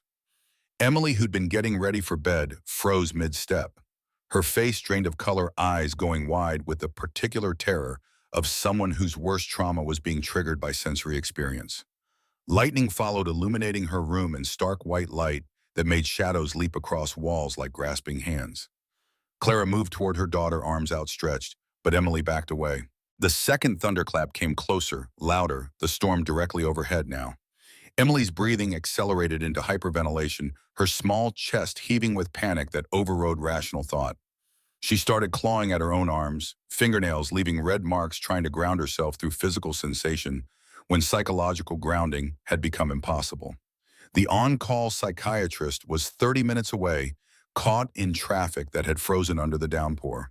Clara tried to hold Emily, but her daughter fought like she was drowning, like Clara's arms were restraints rather than comfort. Every therapeutic technique Clara had memorized failed against the overwhelming force of Emily's panic. Her daughter was disappearing into trauma, reliving the storm that had killed her father, and Clara was powerless to pull her back. Then Ethan appeared in the doorway, soaked from rain, still wearing his work clothes. He'd been leaving the building when the storm hit, had heard the thunder, and known instantly what it would do to Emily. He'd run back through weather that was rapidly becoming dangerous, taken the stairs because the elevator felt too slow, arrived at the suite drenched and breathing hard. He didn't ask permission or wait for invitation. He sat on the floor next to Emily, who was now curled into a ball, and started counting. His voice cut through her panic with steady rhythm, numbers becoming lifeline. 1, 2, 3, 4. He drew out each number, giving them weight and space. Breathe in for 4 counts. Emily, listen to my voice. 1, 2, 3, 4. Emily's eyes found his, wild and terrified, but focused on something outside the panic. He matched his breathing to the counts, exaggerating the inhale and exhale so she could see and hear the pattern. Now hold. 2, 3, 4, and out. 2, 3, 4. Slowly and possibly, Emily's breathing began to synchronize with his rhythm. Her chest still heaved, but the pattern was emerging from chaos. Another crash of thunder made her flinch, but Ethan's voice didn't waver. That's it. In through your nose. 1, 2, 3, 4. You're safe. I'm right here. Hold 2, 3, 4. He started humming the lullaby, the one that had reached her through ventilation shafts that first day, weaving it between the counting. The melody and numbers created a structure her panic could follow, giving her traumatized nervous system something to organize around. Clara knelt beside them, tears streaming down her face, watching Ethan do what she couldn't reach her daughter in the middle of terror and guide her back to safety. Minutes passed, maybe 5 or 10 or 20. Time lost meaning in the intensity of the moment. Emily's breathing gradually steadied, the 4-4-4 pattern becoming automatic. Her fingernails stopped clawing at her arms. The wild look in her eyes faded into exhaustion. Outside, the storm continued its assault on the city, but inside this small circle on the floor, calm was slowly being reconstructed from the wreckage of panic. Clara placed her hand over Emily's, and for the first time, her daughter didn't pull away. The three of them stayed there on the floor as the storm raged, Ethan's voice steady as gravity. Emily's breathing gradually returning to normal, Clara's walls finally crumbling completely. When Emily fell asleep, finally overwhelmed by exhaustion, Ethan carried her to bed with practiced gentleness. Clara followed, watching him tuck her daughter in with the care she'd never quite mastered, despite all her love and desperate trying. They stood in the darkened bedroom, listening to Emily's sleep-deepened breathing before moving to the main room, where the city lights reflected off rain-slicked windows. Clara poured whiskey into 2 glasses, expensive single malt she usually saved for celebrations, and handed one to Ethan. He took it, but didn't drink, just held the glass like it was something breakable. Clara's voice came out raw, stripped of its usual authority. How did you know to do that? Ethan studied the amber liquid, organizing thoughts before speaking. My wife used to have panic attacks during the difficult pregnancy. The doctors couldn't give her medication without risking the baby, so we learned other methods. Box breathing, 4 counts, in 4 hold, 4 out, 4 hold. It resets the nervous system, gives the body something to focus on besides the panic. He paused, taking a small sip. Fear is just energy with nowhere to go. You have to give it a path. Clara looked at him, really looked at him for the first time, not as an employee or a solution to her problem, but as a person who understood pain and had learned to carry it with grace. He was tired, his work clothes still damp, his face showing the strain of sprinting through a storm.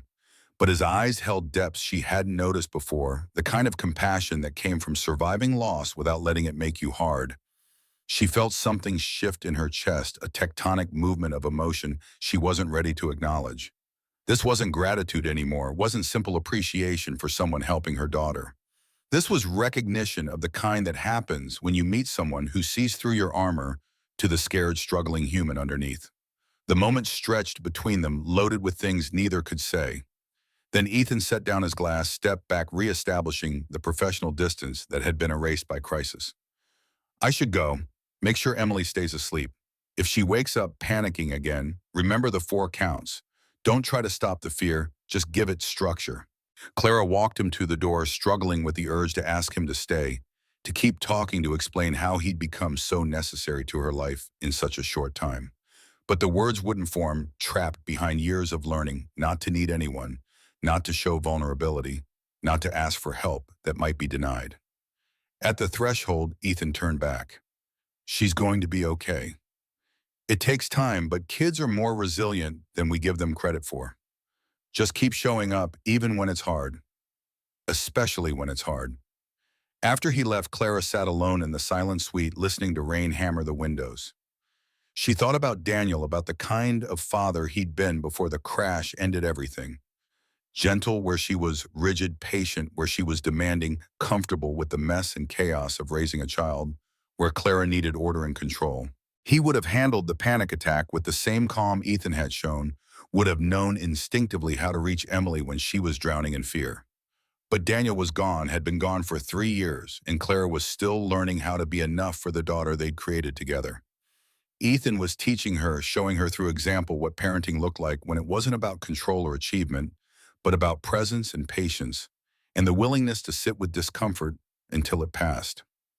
She checked on Emily, found her sleeping, deeply faced, peaceful, in the way it rarely was, even in rest. Clara sat on the edge of the bed, brushed hair back from her daughter's forehead, and whispered promises she wasn't sure she could keep, that she'd be better, more present, more capable of giving Emily what she needed, that she wouldn't let board politics or corporate reputation or her own fear of vulnerability get in the way of her daughter's healing. The next morning, Marcus Harris called an emergency board meeting. Clara entered the conference room knowing this was the confrontation he'd been building toward, the moment he had tried to use her personal life as evidence of compromised judgment. The board members sat around the table, their faces carefully neutral, waiting to see how this would unfold. Marcus stood at the head of the table, presentation already loaded on the screen behind him. Thank you all for coming on short notice. I've called this meeting because I believe we need to address concerns about leadership stability and the potential liability exposure from unconventional childcare arrangements. Clara remained standing near the door, arms crossed, every line of her body language, communicating that she wasn't intimidated. Marcus clicked to the first slide, and Clara's stomach dropped. It was a photo-grainy security camera footage of Ethan carrying Emily to bed the night before Clara, following close behind the 3 of them in a tableau that could be interpreted a dozen different ways, depending on the viewer's agenda. Marcus's voice carried false concern layered over triumph. The CEO is allowing uncredentialed, unvetted staff members unsupervised access to her traumatized child. Furthermore, background investigation reveals that Ethan Cole isn't quite the simple janitor he appears to be. Another click. Ethan's previous employment history appeared, but highlighted sections suggested something more sinister than a career interrupted by family tragedy. Marcus continued building his case. Cole worked at Resonance Studios, which coincidentally recorded an album for Daniel Kensington's charity foundation 5 years before the plane crash. He was present during sessions where Daniel was in the studio. This isn't a random janitor who happened to connect with Emily. This is someone with prior connection to the Kensington family who has positioned himself. Clara's voice cut through his presentation like steel through paper. Stop talking. The room went silent. Clara moved to the center of the table, placed both hands flat on the polished surface and locked eyes with Marcus. When she spoke, her voice carried the full force of authority she'd earned through brutal competence and strategic brilliance. Let me be absolutely clear. My daughter suffered selective mutism for 2 years. 2 years of the most expensive therapists, the most qualified specialists, the most prestigious treatment programs, all failures. Then Ethan Cole, who you want to paint as some kind of opportunist, reached her in a single afternoon. Not through manipulation or hidden agenda, but through basic human decency and patience. She straightened her gaze, sweeping the board members who sat watching this internal war. You want to question my judgment? My performance speaks for itself. Revenue up 37%, 3 successful market expansions. Every metric that matters shows this company thriving. But more importantly, my daughter is speaking again. She's laughing again. She's learning to trust again. Clara pulled out her phone, pulled up footage from the night before. Not the camera angle Marcus had cherry-picked, but different views showing the full context: Emily's panic attack, Ethan's emergency intervention, the breathing technique that had saved her daughter from drowning in trauma. She cast it to the conference room screen, forcing them all to watch. That is what you want me to sacrifice for optics, for corporate politics, for the comfort of board members who've never had to make impossible choices between company and family. The footage played out, Emily's terror visible even in security camera grain, Ethan's calm intervention, Clara's desperate gratitude. When it ended, silence filled the room like water flooding a sinking ship. Marcus tried to recover. Clara, no one is suggesting. She cut him off again. Yes, you are. You're suggesting I choose between being CEO and being a mother, between company reputation and my daughter's well-being. And I'm telling you I choose her. Every time. If that compromises my position in your eyes, then vote me out. But understand that I will fight you with everything I have, and I will win. The threat hung in the air, tangible as smoke. Clara had relationships Marcus couldn't touch, leverage he didn't understand, and the willingness to burn it all down if they tried to use Emily as a weapon against her.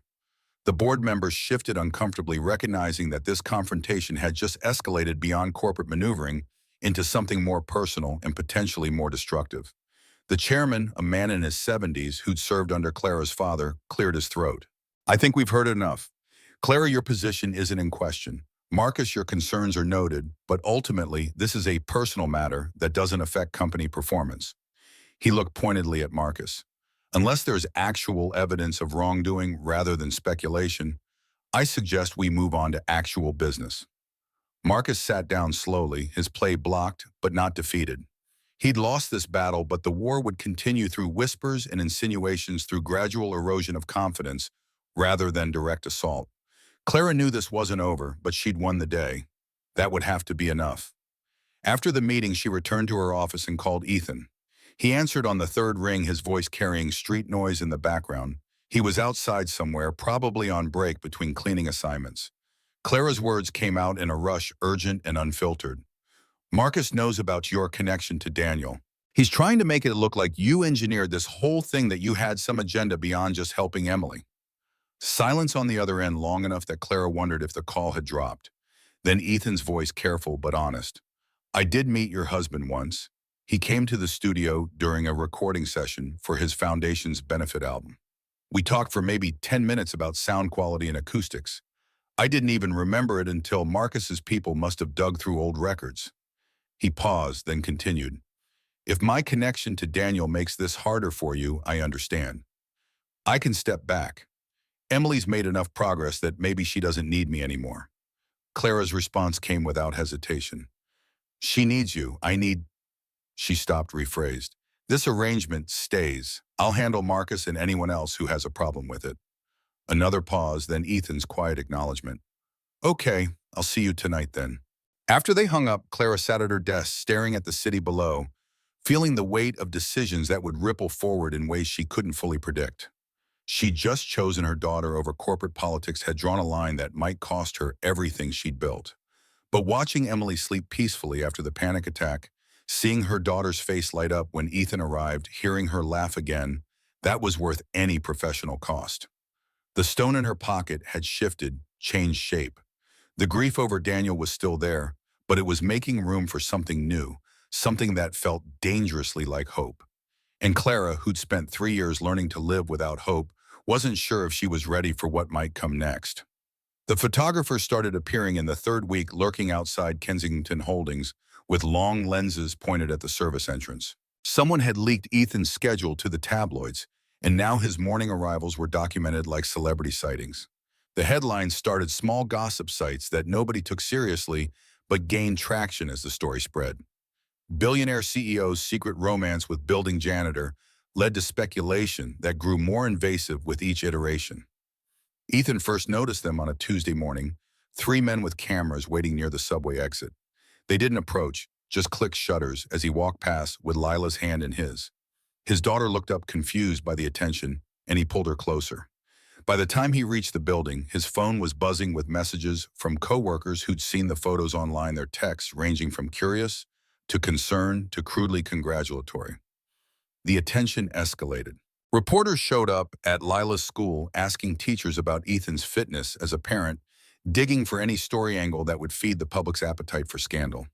Someone obtained his employment records, published details about his salary and living situation, painting a picture designed to suggest gold-digging opportunism rather than genuine connection. The internet did what the internet does, created narratives from fragments, judged situations they didn't understand, turned real people into characters in a story that existed purely for entertainment. Clara's legal team sent cease and desist letters, threatened lawsuits, but the damage was spreading faster than they could contain it. Every photo of Ethan entering the building became evidence of an inappropriate relationship. Every moment he spent with Emily was reframed as suspicious rather than therapeutic. The court of public opinion had rendered its verdict without trial, and appeals were impossible once the mob had decided on guilt. Ethan's coworkers started treating him differently, some with envy, some with suspicion, all with the awareness that he'd become something other than just another custodial worker. The easy camaraderie of the break room vanished, replaced by careful conversations that stopped when he entered. He understood their discomfort. His presence made everyone wonder if they were being watched, if associating with him would somehow pull them into the scandal. The breaking point came when Lila was followed home from school by a reporter who shouted questions about whether her daddy had a new girlfriend, whether Emily was going to be her sister, invasive speculation that sent his daughter into tears. Ethan filed a police report, but the officer who took his statement looked at him with barely concealed judgment, like he'd brought this on himself by reaching above his station. That night, after Lila finally fell asleep clutching her stuffed rabbit, with the intensity of someone seeking safety in familiar things, Ethan sat at his kitchen table and made the decision he'd been avoiding. He pulled out a piece of paper, an actual physical piece of paper, because some things required the weight of handwriting, and composed a letter to Emily. The words came slowly, each sentence requiring multiple attempts before it felt right. He explained that sometimes people got scared of things they didn't understand, that their fear made them want to destroy what they couldn't control. He told her this wasn't her fault, wasn't about her at all, but about adults who couldn't see past their own limitations. He promised she was stronger than she knew, that the progress she'd made was hers to keep. That trust was still possible, even when people had to leave. The hardest part was the ending. He wanted to promise he'd come back, but promises required certainty he didn't possess. Instead, he wrote that some people came into your life for a season rather than forever, and that was okay because the impact they made didn't disappear just because the person did.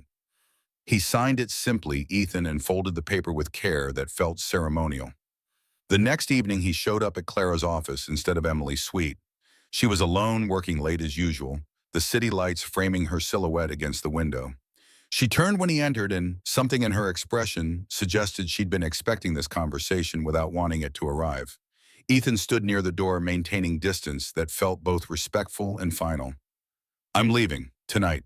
Taking Lila to my sister's place upstate for a while, maybe longer." Clara's jaw tightened, the muscle jumping with tension she couldn't quite hide. "Running proves their narrative, makes it look like you have something to hide." His voice carried the weight of decisions already made, the arguments already processed and rejected. "Staying destroys yours. Every day I'm here, Marcus gains ammunition. The board gets more nervous. Shareholders start questioning your judgment. And worst of all," he paused, making sure she heard this part, "Lila is being traumatized because reporters want a story. I can't protect Emily if I can't even protect my own daughter." Clara moved from the window, closed the distance between them with steps that revealed the desperation she was trying to suppress. "So you're choosing them over us?" The accusation landed wrong, twisted the reality of what he was doing. "I'm choosing to stop making your daughter collateral damage in something neither of us asked for. Emily needs a stable mother more than she needs me. You have to choose your company or whatever this is between us, and you should choose the company." He pulled the envelope from his jacket, held it out. "I wrote this for Emily. It explains that I'm not abandoning her, that some people are scared of things they don't understand, that she's stronger than she knows." Clara took the envelope with hands that trembled despite her attempt at control. Her eyes searched his face, looking for something he wasn't sure he could give. "What if I don't want you to go? What if I need you to stay?" The vulnerability in her voice cracked something in his chest, but the decision was already made. "You don't need me. You're figuring out how to reach her on your own. I just gave you permission to try." He stepped back toward the door. "Take care of her. And yourself." He left before she could respond, before the resolve could weaken, before the look on her face could change his mind. The elevator ride down felt longer than usual. 45 floors of descent that gave him too much time to question whether he was making the right choice or just the easiest one. But Lila was waiting at his sister's house, already packed and ready for what he'd framed as an adventure rather than an escape, and that clarity of purpose steadied him. Clara stood alone in her office, clutching the envelope, feeling the full weight of loss compound itself.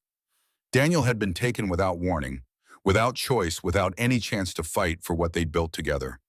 But Ethan was choosing to leave, making a decision that felt both selfless and impossible to accept, and Clara didn't know how to process the difference between death and departure. She opened the envelope, read his careful handwriting, and felt tears track down her face for the second time since becoming CEO. The letter was kind, honest, designed to help Emily understand without making anyone the villain. But it also felt like goodbye in a way that suggested permanence, like Ethan had decided this chapter was closed rather than just paused. The month that followed tested Clara in ways that quarterly earnings and hostile takeovers never had. She tried to explain Ethan's absence to Emily without making it sound like abandonment, but her daughter's face closed off with each careful explanation. The progress they'd made seemed to evaporate, Emily retreating back into silence that felt even heavier for having been broken temporarily. Clara attempted what Ethan had done, sitting with Emily without agenda, offering presence instead of solutions, but her own discomfort with unstructured time kept interfering. She'd schedule 2 hours to spend with her daughter, then find herself checking email after 30 minutes because the silence felt unbearable, and she didn't know how to just exist without purpose. The board settled back into cautious approval of her leadership now that the scandal was fading from news cycles. Marcus still circled like a predator, waiting for weakness, but Clara had shored up her alliances and delivered results that made challenging her position seem foolish. She'd saved her company, maintained her reputation, proven that she could make hard choices when required. But Emily barely spoke, barely smiled, moved through her days with mechanical compliance that was somehow worse than the tantrums had been. At least rage suggested fight. This new version of her daughter seemed to have accepted that attachment led to loss, that trusting people was foolish, that the world would keep taking away everyone who mattered. Clara threw herself into damage control projects, donated $1 million to children's mental health initiatives in what the PR team framed as her commitment to youth well-being. She gave a carefully crafted interview to a business magazine about balancing executive leadership with single parenthood, saying all the right things about priorities and resilience without revealing anything real. The performance was flawless. The hollowness was total. Late nights in her office became routine again, the penthouse too empty, and Emily too withdrawn to make home feel like anything other than another obligation. Clara would stand at the window, watching the city lights, and wonder if Ethan was looking at stars from wherever he'd landed, if Lila was sleeping peacefully, away from reporters and photographers, if making the right choice was supposed to feel this much like losing. The charity gala invitation arrived 6 weeks after Ethan left an annual event supporting arts education in public schools. Clara attended every year because it was expected, because the Kensington Foundation had been a major donor since her father's time, because showing up was part of the performance. She wrote the check, gave the perfunctory speech about the importance of music programs, and prepared to endure another evening of strategic socializing. What she didn't know, what no one had told her, because Emily had arranged it herself through her piano teacher, was that her daughter would be performing. Emily had been practicing in secret, working on a piece with determination that had been invisible to Clara's distracted observation. The piano teacher had mentioned a showcase, but Clara had only half listened, assuming it was informal student practice rather than the main event. The evening arrived with October chill settling over Manhattan, the kind of weather that required real coats rather than fashion statements. Clara dressed in a gown that cost more than most people's monthly rent, applied makeup with precision that created the illusion of well-being, and prepared herself for 3 hours of performance art disguised as philanthropy. The venue was elegant in the aggressive way expensive fundraisers demanded too many flowers, too much gold leaf waiters circulating with champagne and appetizers that looked like abstract art. Clara worked the room with practiced efficiency, writing checks and making promises and laughing at jokes that weren't funny because social currency required the transaction. The children's showcase was scheduled for 9 o'clock after dinner and speeches, but before people got too drunk to pay attention. Clara was preparing to leave early, had already made her excuses to the organizers when the lights dimmed and a spotlight hit the stage. A small figure walked out and Clara's breath stopped completely. Emily, wearing a velvet dress Clara didn't recognize, moving toward the piano with steps that looked terrified but determined. Her daughter hadn't mentioned performing, hadn't asked for support or attendance, had kept this secret like a gift she wasn't sure Clara deserved to receive. Emily sat at the piano, her hands resting on the keys, her small body vibrating with the kind of fear that precedes bravery. The room settled into expectant silence, hundreds of wealthy attendees waiting to applaud politely before returning to their conversations. Emily leaned toward the microphone, her voice small but clear enough to carry. "This is called Where Love Still Lives. My friend's daddy taught me. It was his wife's favorite song."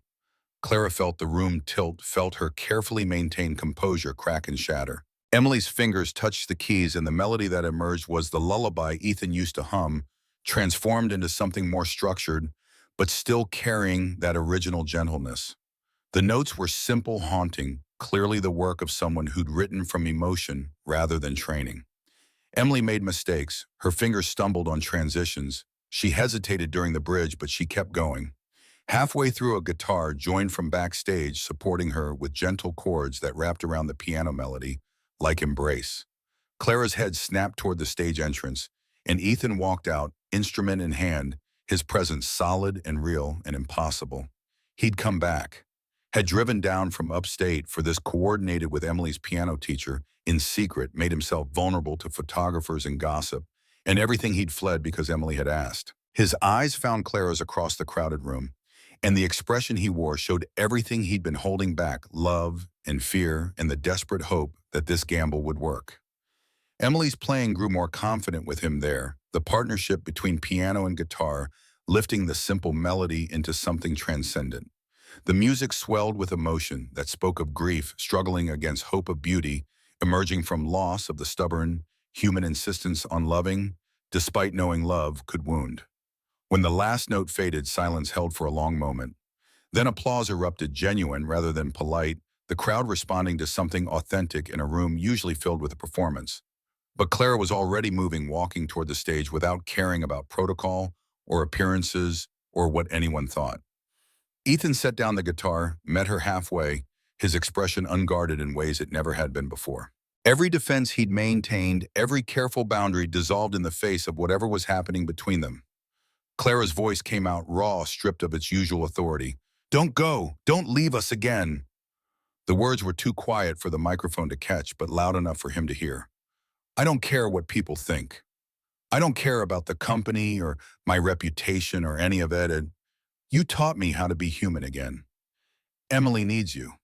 Her voice cracked on the admission she'd been avoiding. "I need you." The room had gone silent again, everyone watching this moment unfold with the fascination people reserve for witnessing something real in spaces usually governed by artifice. Clara realized her words had been heard, were being recorded by phone cameras, would be online before the evening ended. There would be no taking this back. No strategic spin that could reframe this as anything other than what it was, a public declaration that she was choosing him over image, over control, over everything she'd built her identity around. Ethan searched her face, looking for certainty in the chaos. "Are you sure once this moment is public, There's no undoing it. Marcus will use this. The board will question you. Everything you fought to protect will be at risk. Clara's response came without hesitation, every word weighted with finality. I'm sure. I choose this. I choose us. Emily launched herself at both of them before anyone else could respond, her small arms wrapping around their legs with the force of someone who'd been holding hope too tightly to breathe. Lila appeared from backstage where she'd been waiting, joined the embrace with the uncomplicated joy of a child who believed in happy endings. The four of them stood there under stage lights that made everything visible, two broken families becoming something new and undefined but unmistakably real. The applause was deafening, carrying notes of surprise and approval, and the kind of romantic satisfaction people craved from stories even when they judged them in real life. Clara didn't care about their response, was focused entirely on the circle of warmth surrounding her, on Emily's face pressed against her side, on Ethan's hand, finding hers with pressure that communicated volumes. The photographer from the New York Times captured the moment Clara, in her designer gown, Ethan, in clothes that showed he'd driven straight from work, the girls between them forming a bridge across every divide society had tried to enforce. The image would run above the fold the next morning, sparking think pieces about class and love and modern family structures. But that was future consequence. In the present moment, Clara felt something she'd stopped believing was possible. The specific peace that comes from choosing authenticity over image. A year later, Clara stood in a different office entirely. Smaller, less prestigious, but filled with natural light and the sound of children's laughter filtering through walls that weren't soundproofed. She'd stepped down as CEO of Kensington Holdings after negotiating terms that kept her on the board but freed her from daily operational demands. Marcus had gotten his promotion, finally would probably drive the company into a ditch within 5 years. But that was no longer Clara's problem to solve. Her new venture was the foundation she and Ethan had built together, honoring both Daniel's dream and Sarah's memory.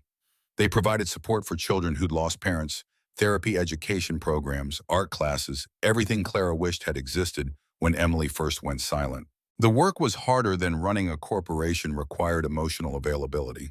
She was still learning to access, but it mattered in ways that quarterly profits never had. Ethan taught music classes in the community center they'd built, working with kids who needed someone to listen as much as instruct. His engineering background proved useful in unexpected ways. He'd designed a recording studio where children could preserve their memories in song, creating permanent documents of grief and hope and resilience. Clara would watch him through the window, sometimes see him with a shy teenager trying to find words for loss, and feel gratitude that terrified her with its intensity. Lila and Emily attended the same private school, now their friendship having evolved into something that looked like sisterhood. They were inseparable in the way of children who'd bonded through shared experience of adults figuring out how to love across boundaries. Emily still had hard moments when grief would surge unexpectedly, but she'd learned it was okay to feel young and happy, sometimes simultaneously, to carry stones in her pocket without letting them define the shape of her life. One afternoon, Clara stood at her office window, watching Ethan help a young boy tune a guitar. He wore the same patient expression he'd had in the janitor's break room that first day, the kindness that had saved Emily, and in saving Emily had somehow saved Clara too. She thought about the impossible journey that had brought them here, about the space between their worlds, that had seemed uncrossable until a little girl's pain had built a bridge sturdy enough to support weight. Emily appeared beside her, slipping a small hand into Clara's with the casual affection that had taken months to rebuild. "Mom, are you happy?" Clara squeezed her daughter's hand, feeling the question's weight and simplicity.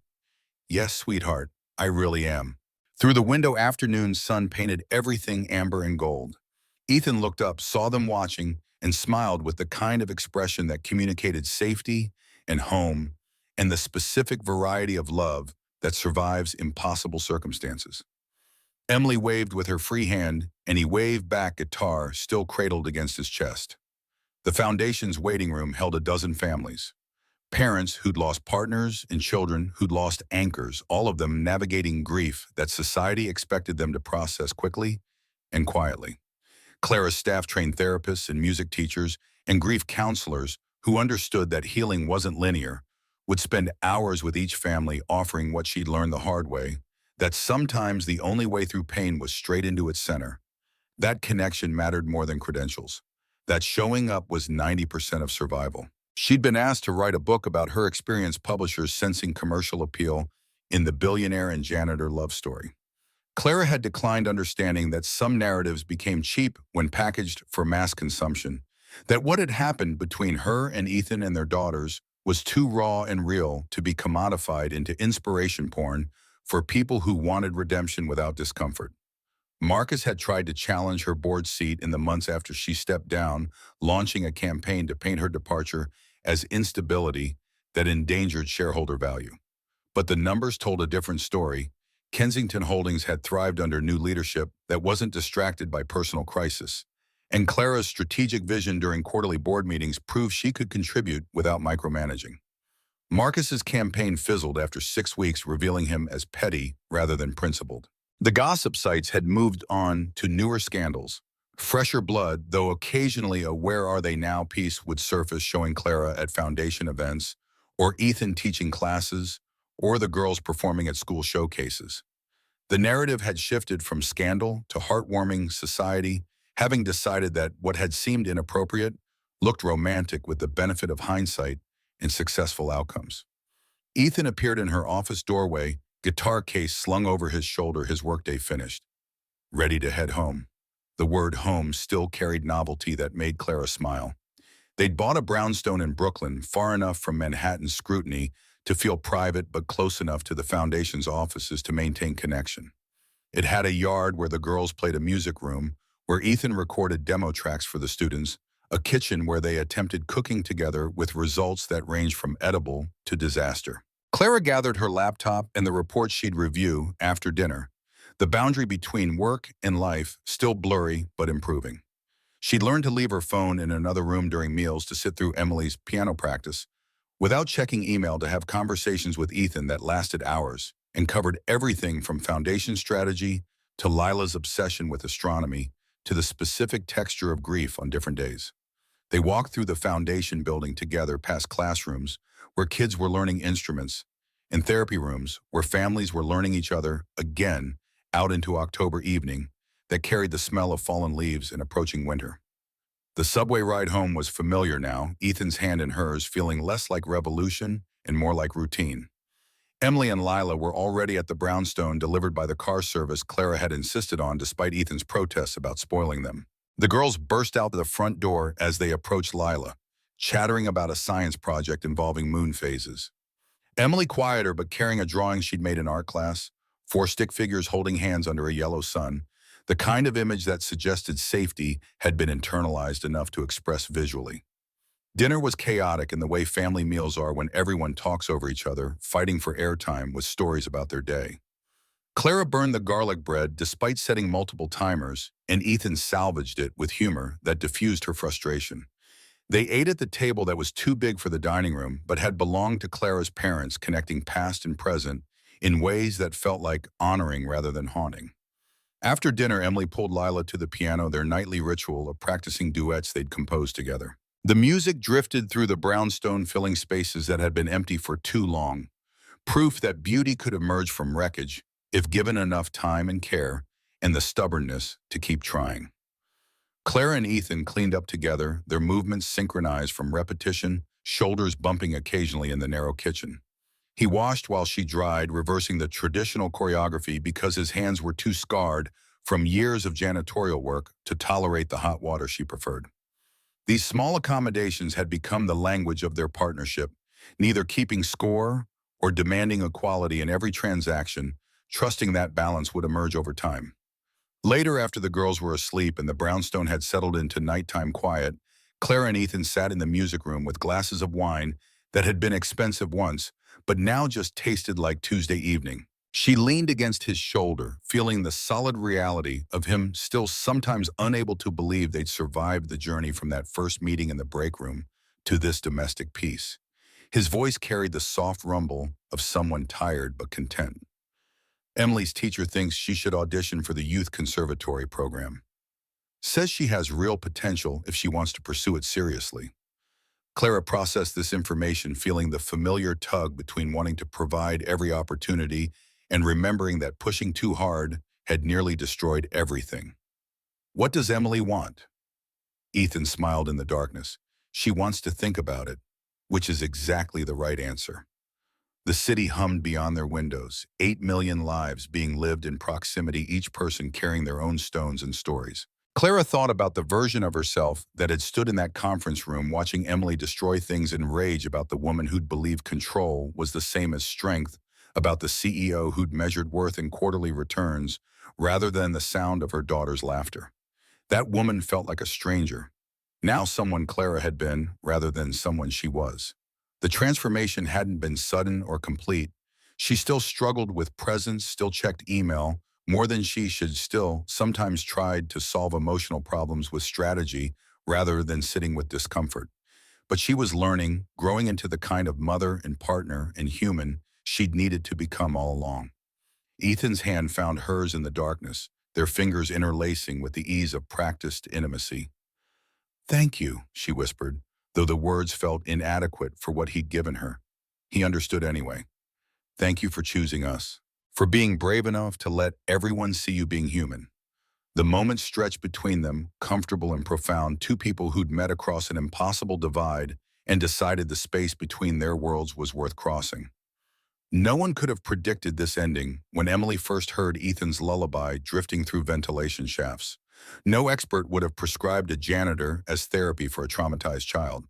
But sometimes healing came from the most unlikely sources, and love grew in spaces where logic said it couldn't possibly take root. The impossible thing, Clara thought as she leaned into Ethan's warmth, wasn't that a janitor could reach a CEO's daughter. The impossible thing was that in a world obsessed with status and wealth and keeping people in their designated places, they'd all chosen connection over comfort, chosen authenticity over image, chosen each other despite every reason not to. And somehow, miraculously, that choice had been enough to build something that looked like family, felt like home, and proved that the distance between two worlds was only as wide as the courage required to cross it.